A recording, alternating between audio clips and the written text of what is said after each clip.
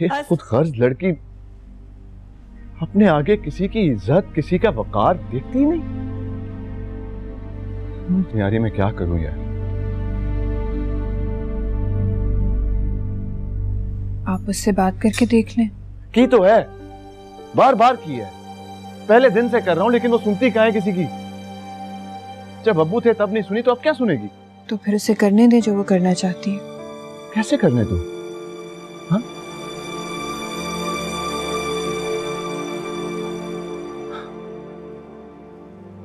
तुम्हें तो बहुत खुशी हो रही होगी ना? हाँ, देखिए ना कितनी खुश हूं मैं। अपने शौहर की ऐसी बातें सुनने से कोई बीवी खुश नहीं होती, लेकिन ये बात आप नहीं समझेंगे, क्योंकि जैसे आयत को आप खुद गर्ज कह रहे, दरअसल आप खुद गर्ज है। वो तो बस वही कर रही है जो कोई भी बावकार औरत करती। और मैं क्या कर रहा हूं? अब वो कर रहे हैं जो हर दूसरा मर्द करता है। What rubbish! मैं दूसरे मर्दों की तरह हूं? मैं? समीना, आयत ने कोर्ट में जाकर हमारी इज्जत बेच दी, मेरा बाप सदमे से मर गया, और तुम मेरी बीवी होते हुए मुझे ताने दे रही हो?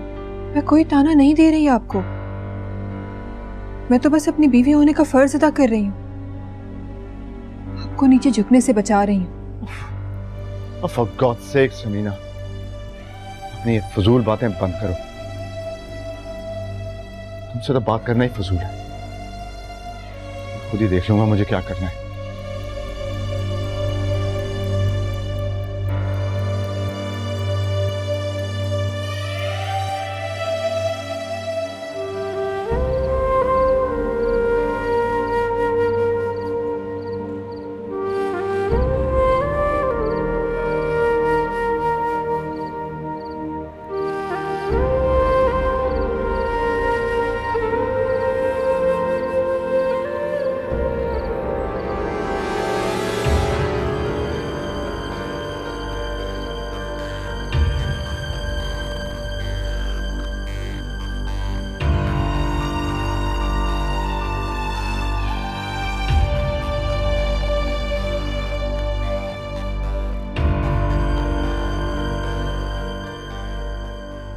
कहां से आ रही हो?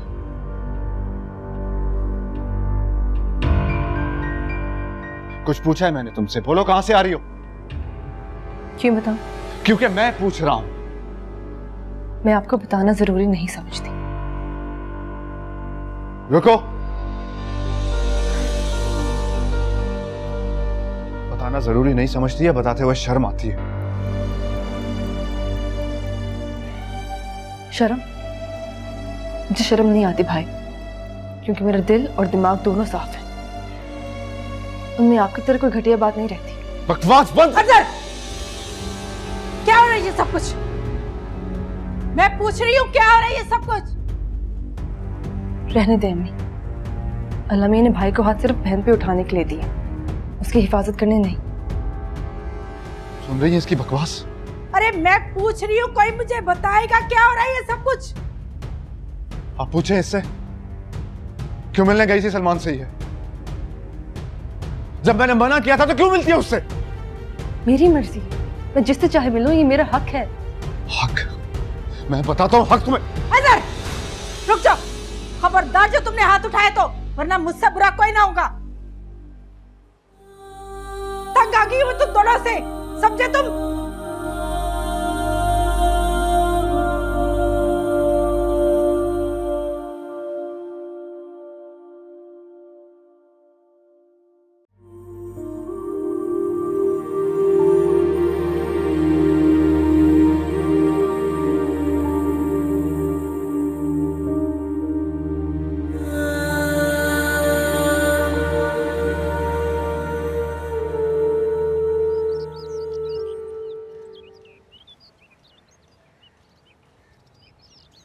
अजहर भाई, मैंने गाड़ी में सारा सामान रखवा दिया।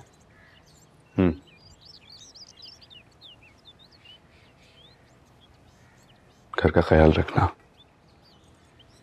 अम्मी के पास अब सिर्फ तुम हो। मैं शायद वापस ना आऊं, लेकिन कांटेक्ट में रहूंगा। ओके अजहर भाई, मुझे आपसे एक बहुत ज़रूरी बात भी करनी थी। आयत के बारे में कोई बात मत करना। हाँ, अगर कोई और बात है तो बोलो। अजहर भाई, आप आयत से इतने बदगुमान क्यों हैं? आप एक मर्द हैं ना, इसीलिए आप एक औरत का दर्द नहीं जानते। लेकिन आयत तो आपकी बहन है अजहर भाई। जानता हूं वो एक औरत है, और ये भी जानता हूं कि औरत की इज्जत कितनी नाजुक होती है। अगर ये बात तुमने उससे की होती तो आज शायद हम यहां नहीं खड़े होते जहां खड़े हैं।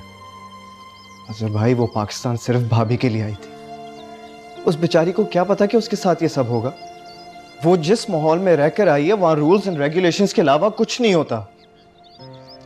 शायद इसी वजह से उससे बर्दाश्त नहीं हुआ अजहर भाई।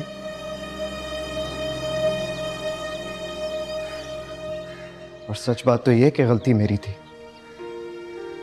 जिसकी सजा वो भुगत रही है। समर, आयत को यह पता होना चाहिए था कि जिस माहौल से वो गई है वहां रूल्स एंड रेगुलेशंस के साथ काम नहीं होता। हमने उसको वहां पे पढ़ने के लिए भेजा था, सिर्फ तालीम हासिल करने के लिए, ना कि उनके रूल्स समझने के लिए। और तुम ये जिस सजा की बात कर रहे हो ना, आयत ने ये सजा अकेले नहीं भुगती, उसने अपने साथ हम सबको इस सजा का हकदार बनाया है। जाओ, भाभी को बुला के लाओ,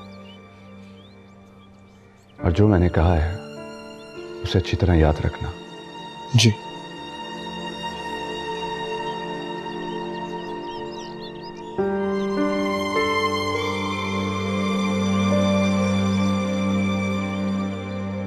तुम जा। परेशान मत होना बेटा, इंशाल्लाह सब ठीक हो जाएगा। मम्मी, आप हमें भूल मत जाइएगा। ऐसा कैसे हो सकता है बेटा? कोई माँ अपने बच्चों को कैसे भूल सकती है? वो पास रहें या दूर रहें, वो तो हमेशा उनका इंतजार ही करती है ना। मिलक वाला बच्चा।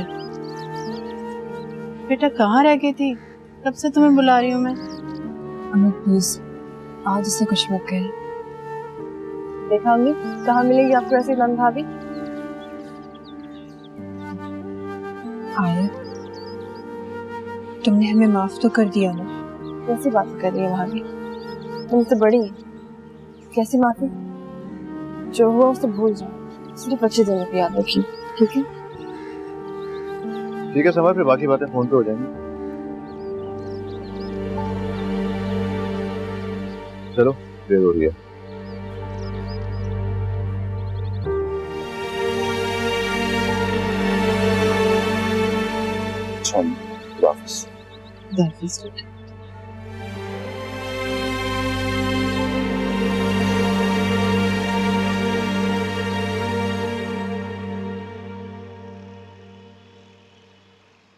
हाँ मैडम, मैंने जज से बात की है। काफी टेढ़ा आदमी, केस मीडिया में है, कानून को फॉलो करना पड़ेगा कहता है। ये बहुत मुश्किल से मैंने मैडम बेल करवाई है। अब मैडम, ये साफी लोग भी बड़े अजीब लोग होते हैं, हर बात की खबर बना लेते हैं। अब आप ही बताएं कि मैं क्या करूं, मेरी समझ में कुछ नहीं आ रहा। पर मेरी समझ में आता है शिराजी, तेरी समझ में आए ना आए। मैं समझा नहीं मैडम। सियाने कहते हैं शिराजी कि अगर केस अदालत में लगा हो तो वकील की बजाय जज कर लो, फैसला खुद ही तुम्हारे हक में हो जाएगा। देखिए मैडम, आप मुझे गलत मत समझे, मैंने बहुत ट्राई की है। अब जज नहीं मानता तो मैं क्या कर सकता हूँ? अगर आप मुझे ऐसे बोलेंगी ना तो फिर मैं क्या कर सकता हूँ? कुछ ना कुछ तो करना होगा ना शिराजी, कुछ ना कुछ। मैडम, आप जो बोलो वही करेंगे।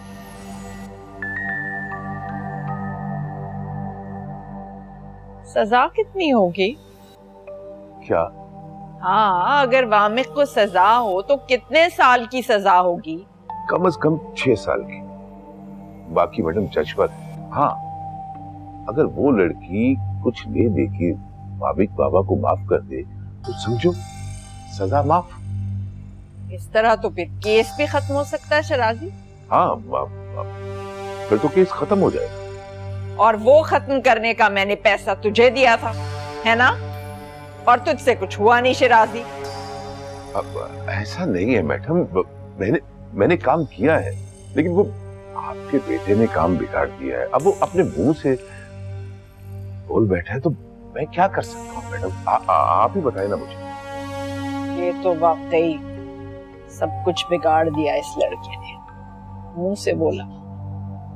अब क्या कर सकता है कोई?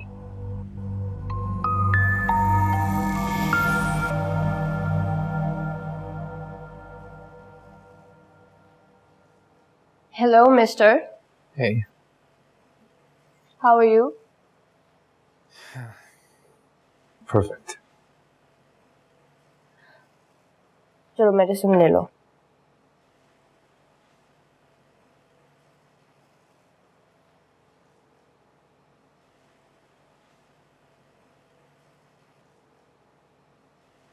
वैसे यू नो व्हाट, अगर मैं ना हूं ना तुम्हारे साथ तो तुम्हारा तो पता नहीं क्या हाल होगा वहां में। Thank you. वैसे मैंने आंटी से कहा कि वामिक को मेरे साथ भेज दें। We can go to Paris, Venice, maybe a trip to Europe. ये इस हालत में? या तो क्या हुआ है तुम्हारे हाल को?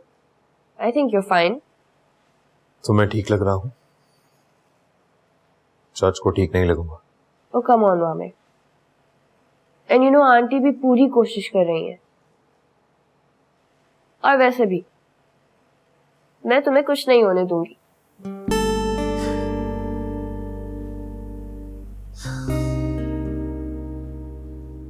क्या हुआ? नहीं कुछ नहीं। सोच रहा था तुम इतनी फिल्मी कब से हो गई। पहले कभी ऐसे देखा नहीं ना तुम्हें। और देखते भी कैसे? मैं कुछ एक्सप्रेस भी तो नहीं करती थी, और अब जब करती हूँ तो तुम मुझे फिल्मी कहते हो। Not fair. Oh, it's fine. I like the fact that you're at least expressive.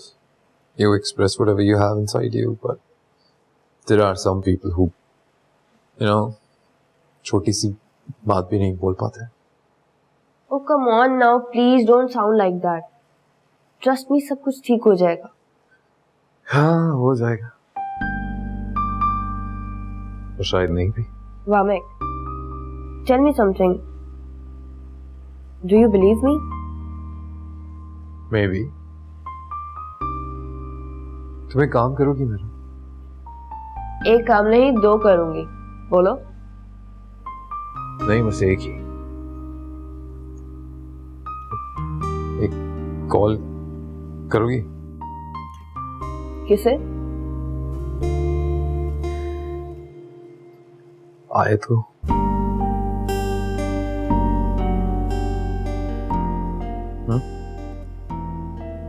मेरी बात करवाओगी? तुम मुझे एक बात बताओ वामिक, तुम्हारे अंदर सेल्फ रिस्पेक्ट नाम की कोई चीज है भी कि नहीं? नहीं, I mean really, I want to know. तुम जानते हो आंटी ने उसे कॉल की थी, उसे बताया था कि तुम्हारा एक्सीडेंट हो गया है। And do you know what she said Wamiq? She said I don't care, वो मरता है तो मर जाए, मुझे इससे क्या। और तुम तो यहाँ उसे बात करने के लिए मरे जा रहे हो यार। लिसन, वो बीवी है मेरी, और तुम्हें इस तरह बात नहीं करना चाहिए, बिल्कुल भी नहीं।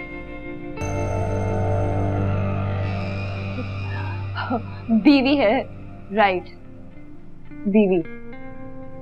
तुम जानते भी हो कि जिस लड़की के पीछे तुम पागलों की तरह पड़े हुए हो, जिसके प्यार में मरे जा रहे हो, वो तुम्हारी शक्ल तक नहीं देखना चाहती।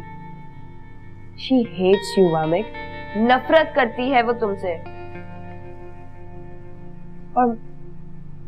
और इधर मैं हूं कि मैं तुम्हें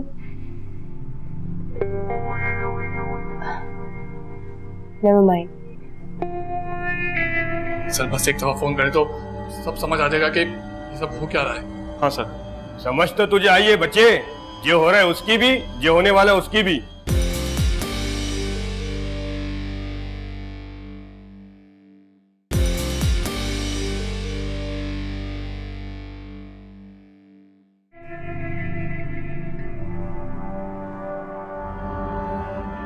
क्या हो गया है? क्यों रो रहा है? जब से आया तब से रो ही रहा है यहाँ पे। बस भी कर, सब ठीक हो जाएगा यार। क्या खाक सही होगा? तेरे घर में तो कोई नहीं है, मेरे घर में मेरी माँ है, मेरी बहन है, मैं क्या मुंह दिखाऊंगा उन्हें? क्या हो गया, क्यों शोर मचा रहे हो दोनों? सर आपसे एक रिक्वेस्ट है सर प्लीज सर, सिर्फ एक बात मान लें सर, एक फोन करना है सर प्लीज। क्यों? सर एक फोन सर, सिर्फ एक फोन करना है सर प्लीज। मेरे ट्रांसफर करवाना है? सर मजाक कर रहे हो हमारे साथ, हमारी इतनी पहुंच कहाँ। सर बस एक दफा फोन करें तो सब समझ आ जाएगा कि ये सब हो क्या रहा है। हाँ सर। समझ तो तुझे आई है बच्चे, जो हो रहा है उसकी भी, जो होने वाला है उसकी भी। सर प्लीज एक फोन करें तो, उसने रो रो के मेरा दिमाग खा लिया। सर प्लीज सिर्फ एक फोन करें तो बहुत दुआएं दूंगा आपको। चल हट, तुम लोगों की दुआओं से अगर पुलिस चले लगी तो अभी तक हमारा काम हो चुका होता। सर प्लीज एक फोन करने दे सर, सर प्लीज।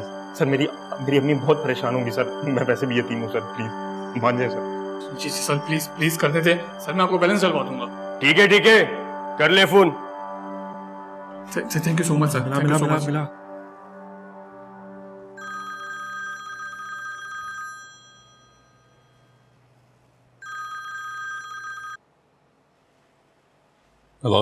हेलो मामी भाई। कौन बोल रहा है? यार मैं उमेर बात कर रहा हूँ। मैं कहाँ है अभी तू? किधर हो मैं मामी भाई? 2 दिन से थाने में बंद है यार, ये क्या हो गया है? आप किधर गायब हो? घर पे, और कहाँ होगा? यार मामी भाई ये क्या मसला बन गया, निकलवाओ यार, हमें यहाँ क्यों लाया गया? देख अभी बाहर निकलवाना मुश्किल है। क्या बात कर रहे हो मामी भाई, आपके लिए कौन सा बड़ा मसला है ये? इस बार पंगा वाकई बड़ा है। अच्छा तो फिर अब क्या कहूं भाई, तुम्हारी भाभी ने मरवा दिया। अब तो दोस्त अदालत में ही मुलाकात हुई। क्या यार मामी भाई, आपकी दोस्ती तो अपने साथ साथ हमें भी ले डूबी। क्या करें यार, ये इश्क होता ही ऐसा है। चलो बस हो गई तेरी बात।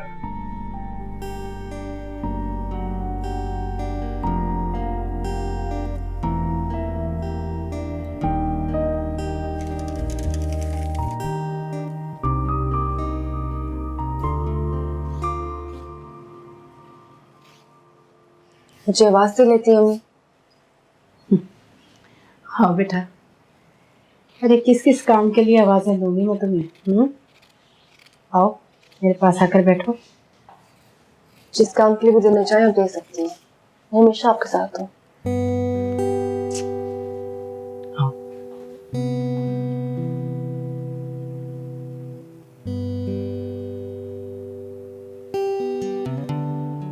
जानती हो बेटा, दुनिया में 2 तरह के लोग होते हैं।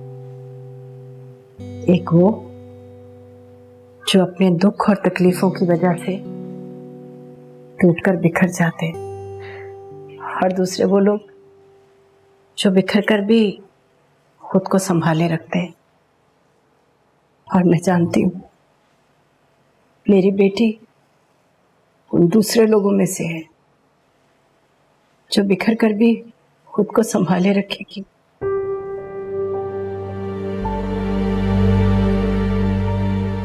बेटा ये जिंदगी बहुत लंबी है, देखने में लगता है कि बहुत छोटी है, लेकिन तन्हा जिंदगी गुजारना बहुत मुश्किल है बेटा।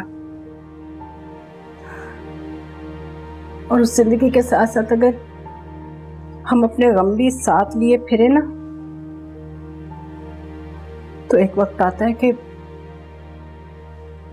वो हम बोझ बनकर हमारे कंधों पर सवार हो जाते हैं। फिर हम चाहें भी तो ये बोझ उतार नहीं सकते। मेरे दिल पे कोई बोझ नहीं है अम्मी, कि रह तो सिर्फ एक गम, अब्बू के जाने का गम।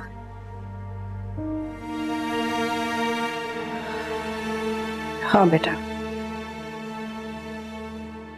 उनका गम तो इस घर के दर दीवार पर गम की तरह लहरा रहा है।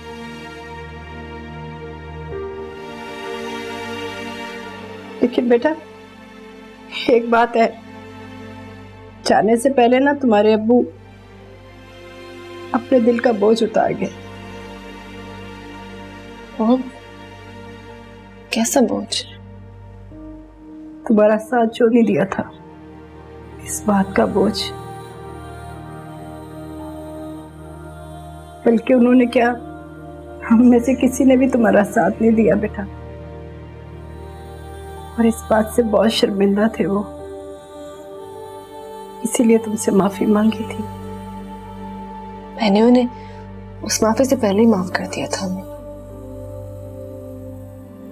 मैं जानती बेटा, मेरी बेटी में बहुत हौसला है,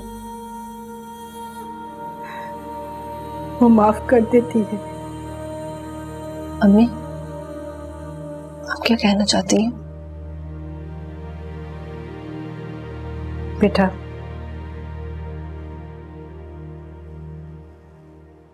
उस लड़के को भी माफ कर दो। जो हुआ सो हुआ बेटा, उसे एक बुरा ख्वाब समझकर भूल जाओ, किसी और के लिए नहीं, अपने बच्चे की खातिर, उसके मुस्तकबिल की खातिर बेटा माफ कर दो उसे।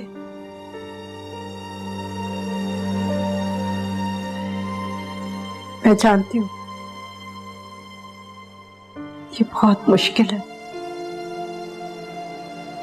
लेकिन बेटा माफ करने वाले को तो अल्लाह भी बहुत पसंद करता है, और उसके नजदीक उस इंसान का दर्जा बहुत बुलंद हो जाता है। पता नहीं अम्मी, किसका दर्जा बुलंद है और किसका नहीं। खैर सोच लेना बेटा, ठंडे दिमाग से सोचना।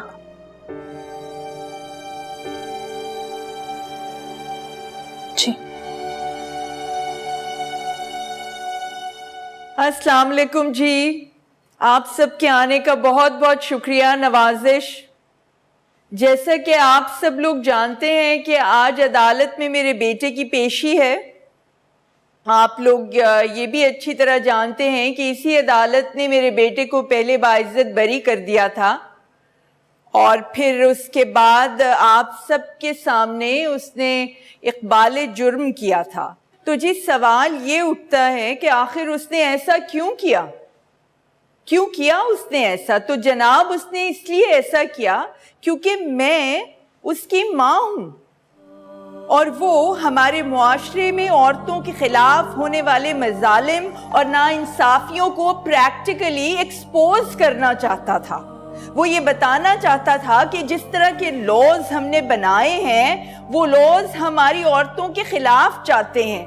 उन लॉज की वजह से बच्चियों को इंसाफ नहीं मिलता, तो इसलिए वो ये सब दिखाना चाहता था, बताना चाहता था। मैं जानती हूं उसका रास्ता गलत था, लेकिन मकसद नेक। अब सवाल ये पैदा होता है कि क्या पुलिस ने और अदालत ने अपने फराइज सही से अंजाम दिए? क्या पुलिस ने सही तौर पर तफ्तीश की? क्या अदालत ने सही इंसाफ फराहम किया? अब मैंने ये फैसला किया है कि मैं अपना केस इंटरनेशनल मीडिया के सामने रखूंगी। आप लोग यकीन जानिए कि मैंने पूरी कोशिश की कि ये बच्ची जो आयत है जिसके साथ वामिक ने ऐसा किया, मैं उसको अपनी बहू बना। मैं चाहती थी कि वो दोनों इकट्ठे हो जाएं। मैंने हर तौर कोशिश की। अगर आपको यकीन ना आए तो आप उस बच्चे के वालिदैन से पूछ सकते हैं, मगर मेरी पूरी कोशिश के बावजूद ऐसा नहीं हो सका। और मेरा बेटा पहले अस्पताल में, अब घर में पट्टियों में बंधा पड़ा है उस लड़की की खातिर। और मैं आपको ये बताना चाहूंगी, पुलिस ने इस कदर बुरा सलूक किया मेरे बेटे के साथ। वो बेचारा बच्चा मौत की कश्मकश में पड़ा हुआ था, उसका इतना क्रिटिकल ऑपरेशन हुआ, लेकिन उस हालत में भी देखिए आप इस कदर बुरी हालत में भी उससे पूछगछ की गई। क्यों? क्योंकि वो मेरा बेटा, बेगम नवाजिश का बेटा, उस बेगम नवाजिश का बेटा जिससे इस सिस्टम को तकलीफ होती है, उस बेगम नवाजिश का बेटा। अब आप देखिए, हद होती है ना इंसान।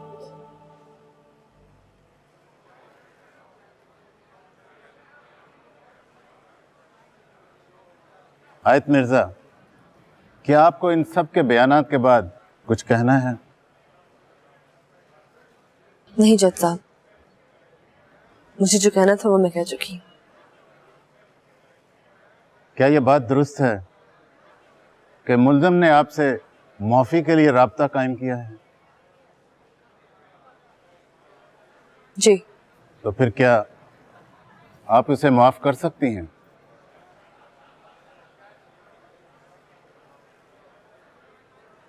नहीं।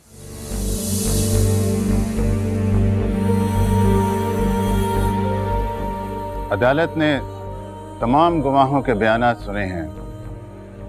इसके बाद ये बात बिल्कुल वाज़ेह हो जाती है कि आयत मिर्ज़ा बिन्त आहत मिर्ज़ा को अगवा करके उससे जबरी निकाह किया गया है और मुल्ज़िम वामिक के हल्फिया इकरार के बाद इस बात में कोई गुंजाइश नहीं रह जाती कि जुर्म हुआ है। यह अदालत पुलिस हुक्काम को तंबीह करती है कि आइंदा तफ्तीश के पूरे मराहिल को बखूबी पूरा किया जाए। अलबत्ता आयत के साथ इंसाफ की फराहमी में जो ताख़ीर हुई है, अदालत उसके लिए आयत मिर्ज़ा से माज़रत ख्वाह है। यह अदालत मुल्ज़िम वामिक को अगवा, जबरी निकाह और मैरिटल रेप के इल्ज़ाम पर 6 साल कैद बामुशक्क़त की सज़ा सुनाती है।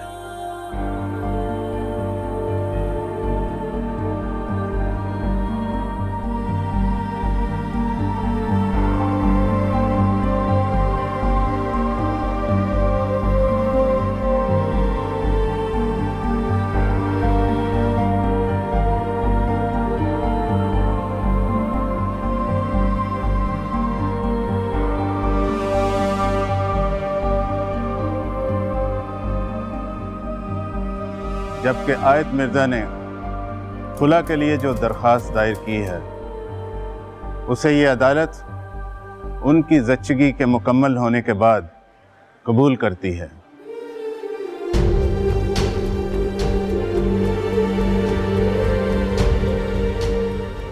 और मुल्ज़िम वामिक को ये हदायत देती है कि खुला के बाद भी वो बच्चे की किफ़ालत में अपनी जिम्मेदारी पूरी करेगा। यह अदालत बर्खास्त की जाती है।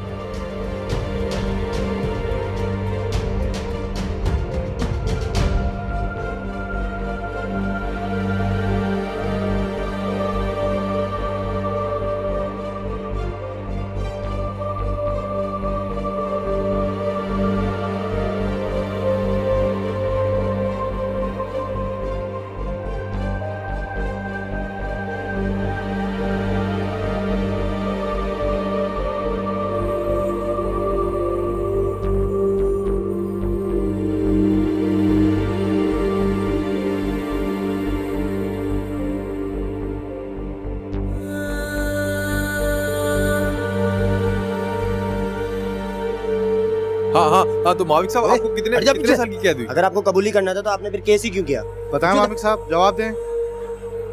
इसका ख्याल रखना। वापस आके आप क्या करेंगे मामिक साहब?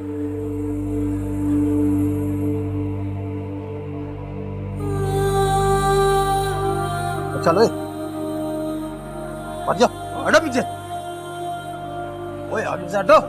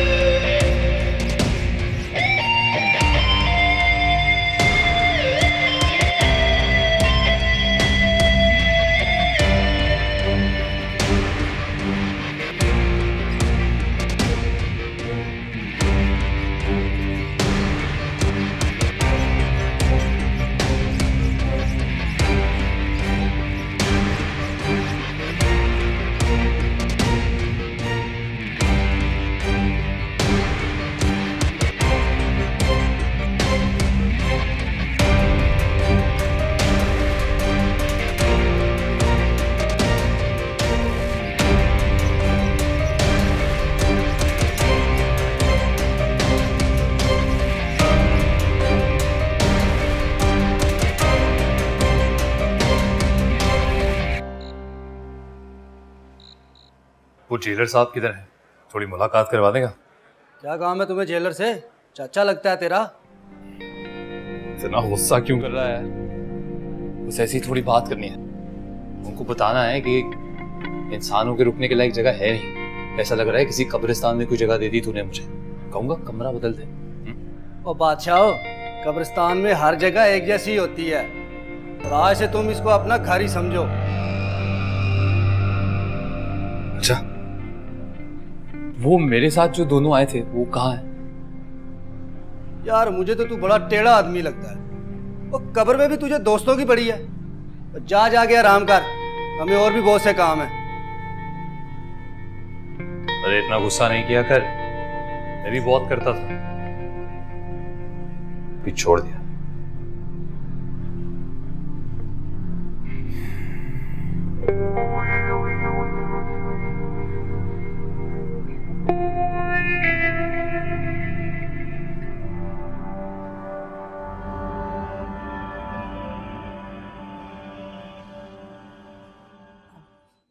सलमान। वालेकुम अस्सलाम। वो आयत सो गई?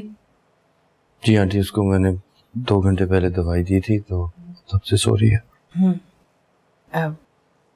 वो बेटा, मेरा ख्याल है कि काफी देर हो गई है।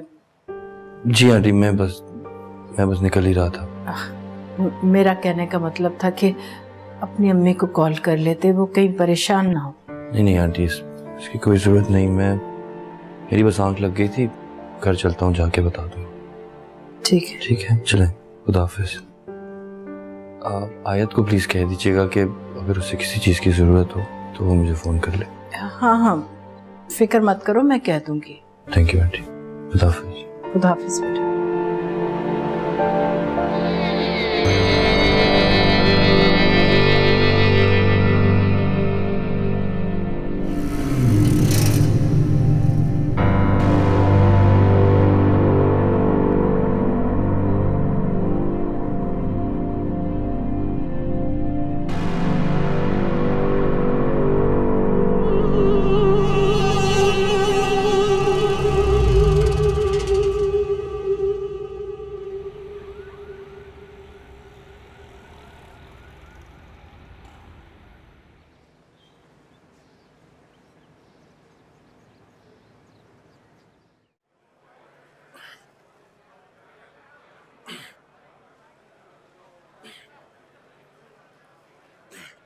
अब बादशाह, आपके लिए खाना शाना लाऊं?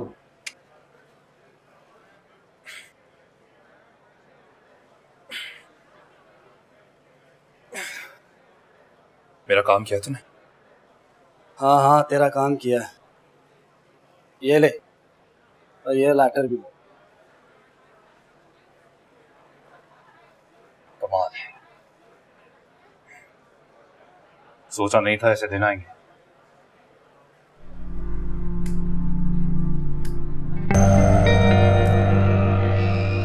पता है बड़ी आशी की जिंदगी गुजारी है।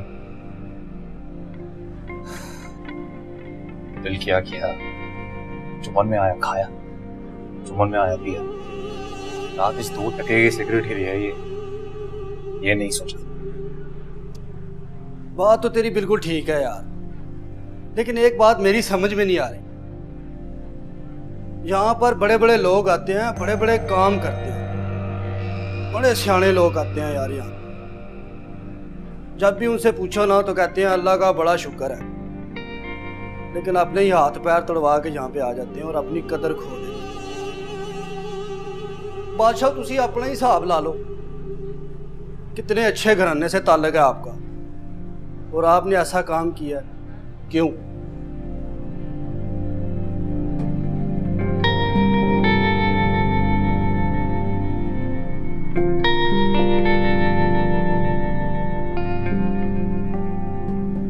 ये बात ना कभी किसी को समझ में आएगी नहीं, कभी नहीं। चलो बादशाह, जो हो गया सो हो गया। मैं तो कहता हूँ खाना खाओ ते जान बढ़ाओ।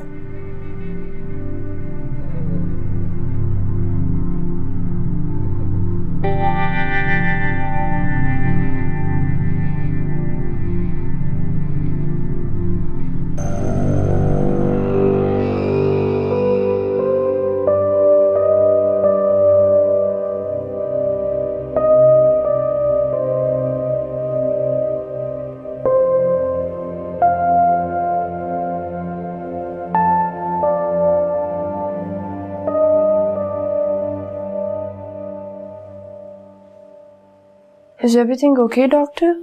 Not really. बेगम साहिबा का लिवर बिल्कुल खराब हो चुका है। It's completely damaged. हमने सारे टेस्ट करके देख लिए। सिरोसिस आखिरी स्टेज पे पहुंच चुका है। अल्कोहल यूज करने वालों के साथ अक्सर यही होता है। तो कितना टाइम है? 3 वीक्स और मे बी 3 months।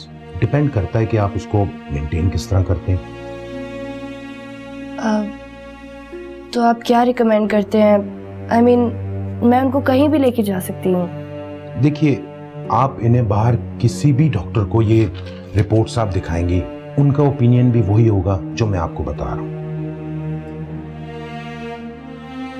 तो क्या करना चाहिए अब हमें? दवाइयाँ लिख के दे देता हूँ, आप उन्हें ये दवाइयाँ दीजिएगा और इनका रेगुलर चेकअप भी कराते रहिएगा। लेकिन एक बात जहन में रखें कि शराब इनके लिए जहर है। इनको शराब से बिल्कुल दूर रखिएगा, बिकॉज एक ड्रिंक भी इनकी जान ले सकता है।